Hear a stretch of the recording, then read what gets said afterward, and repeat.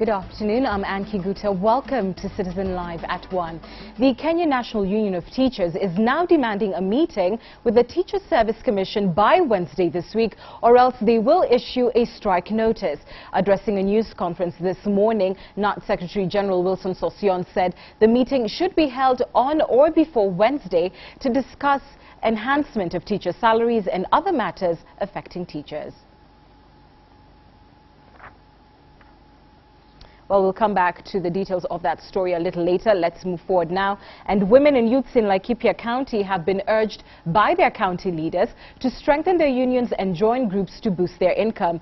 Speaking during the launch of the Laikipia Women Cooperative in Nanyuki Town, leaders from the region led by the County Governor Joshua Irungu and Senator Gigi Kariuki urged women to empower themselves through women's unions in the county. They said that women had the potential and willpower to alleviate poverty in rural areas if they supported each other.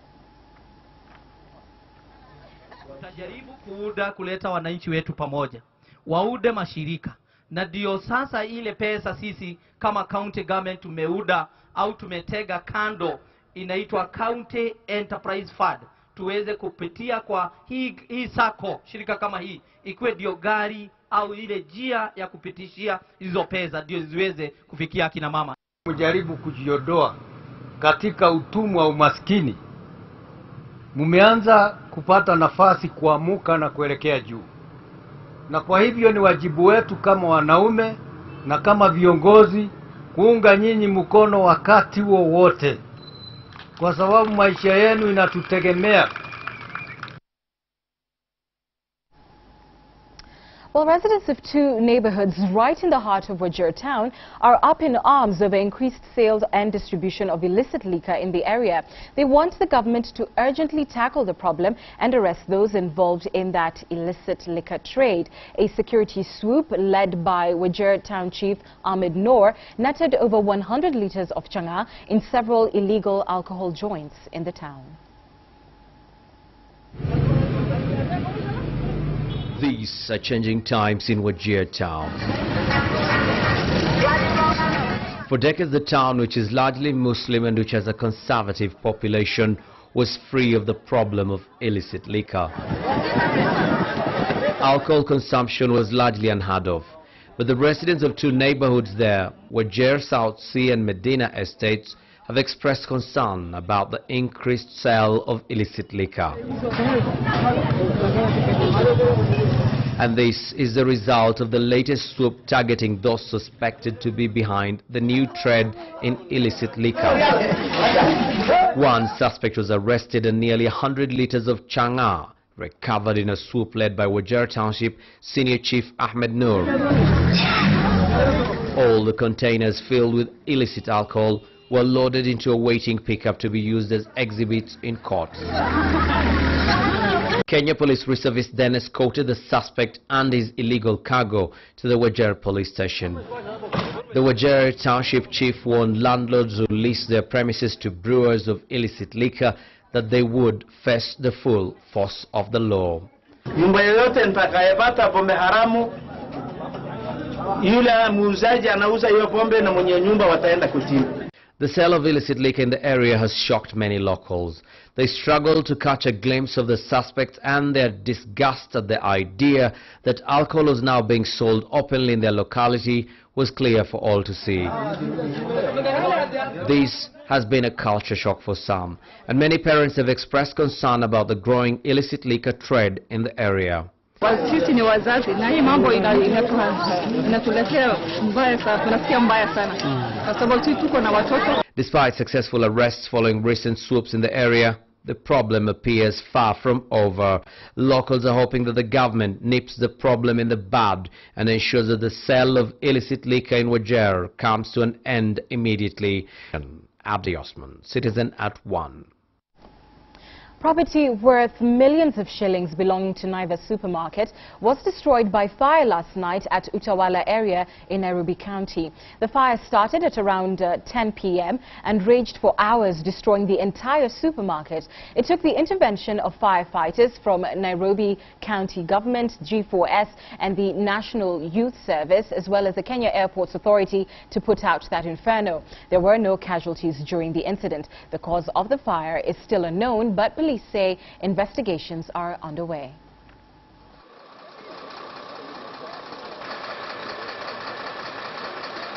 We did all that we could to secure the building from the fire.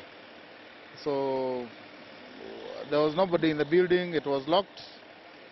Kwa hivyo tulikuwa na upungufu wa access ndani. The cause of the fire was not electrical. So it started from inside.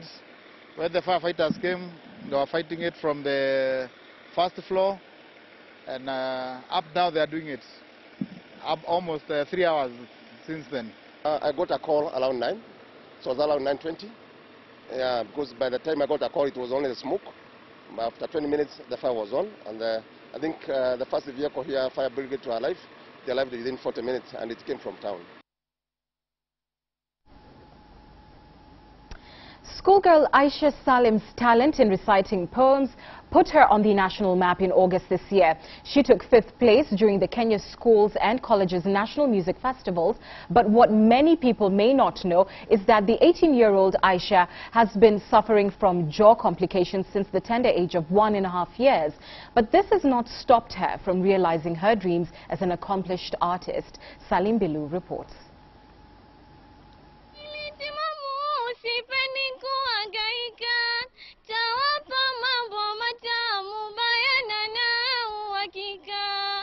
Aisha Salim's prowess in reciting poems is undeniable. It earned the Form 4 student at Mwijabu Secondary School in Changamwe, Mombasa County accolades in the recent Kenya Schools and Colleges National Music Festival. She emerged 5th, and it is easy to see why.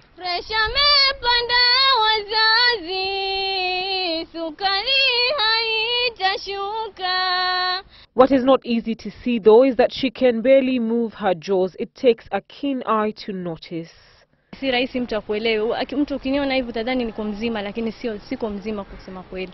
Utapata sasa kuketi na wenzangu kula hivi kwenye jumuiya, siwezi kula vingine, naona haya, naona wenzangu watanicheka. She can only take soft drinks and soft foods. Nilimzaa akiwa sawa kama watoto wengine wanavyozaliwa. Lakini baada mwaka mmoja na nusu ndio hii shida ilitokea. It means that Aisha also faces difficulty when it comes to reciting poems. Try as she might to hide the challenges she faces, she's not always successful in doing so. Ana changamoto ambazo anakumbana nazo wakati wa kuimba yale mashairi yake. Jambo la kwanza, wakaguzi ama wale waamuzi sana wanasisitiza kwamba ni lazima lile shairi yale matamshi yasikike, afungue mdomo ndio yale matamshi yake yasikike vyema. And now Aisha's family is seeking medical assistance to help identify Aisha's problem and get it treated. Atakayeguswa mwenye uwezo unaweza kumsaidia. Hata pia kama mnavyomuona pia akiwa anasoma, haezi kuenua mdomo wake kama vile hiyo ndio shida yake. Macho yametamwanika kwa kilio na huzuni. The story of one girl's determination to rise above her physical limitations. Well, we wish her the best. 4 people, among them 2 children, narrowly escaped death after a lorry they were traveling in veered off the road and plunged into the swelling River Kingwal in Karlel area, Nandi County. The lorry, which was ferrying milk from Kaptidil to Kapsabet, veered off the road as it was crossing a bridge. The heavy rains experienced in the area have rendered roads and bridges impossible. Once before, occupants of the lorry had been rescued. The next hurdle would be to remove the lorry out of the river, which appeared to be sinking with every minute passing. For hours, residents of Kingwal were at it.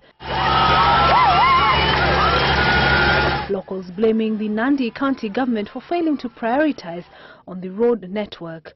We have our governor ambaye sasa alitenga pesa juzi mpaka pesa yenyewe ikarudishwa, na tuko na shida ya mtoni kama hii ambao sasa tukiongea lori yetu ya maziwa ambayo ilikuwa inatusaidia kubeba maziwa sasa imetufungia soko. According to residents, several lives have been lost on this very bridge, with school-going children forced to abandon school every time there is heavy downpour. Esther Kahumbi, Citizen Live at 1. To the referendum debate, in this section of parliamentarians from Western Kenya are urging the opposition team CORD and the Council of Governors to shelve their clamour for a referendum and instead wait for the convening of a national conference on the Constitution next year to identify areas that require amendments 5 years after the enactment of the Constitution. The MPs insist the current referendum push is all politics and has nothing to do with the quality of the clauses in the Constitution. Francis Kashuri tells us more.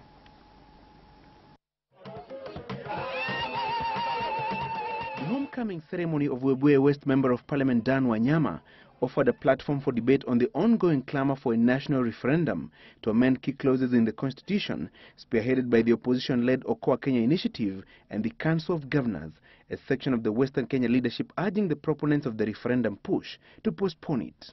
Referendum is politics, na hiyo politics tuwache kando. Wale ambao wanataka kuwa viongozi, miaka 2 na miezi 11 imebaki. Let's do development. Mimi Mheshimiwa Lusaka, najua wewe uko katika Governors Council, nasema upate pesa mashinani, lakini iko wakati wake. Sasa hivi ni mapema sana. Tungoje Constitutional Conference mwaka kesho. Na nataka rais aitishe hiyo Constitutional Conference, wakati huo sisi kama wajumbe tuweze kupiga msasa ni nini ile nusu ambayo inaendelea ubaya katika constitution yetu. Lakini vile mnaitisha referendum mapema, naona kama tutaweza kubadilisha katiba yetu in piecemeal.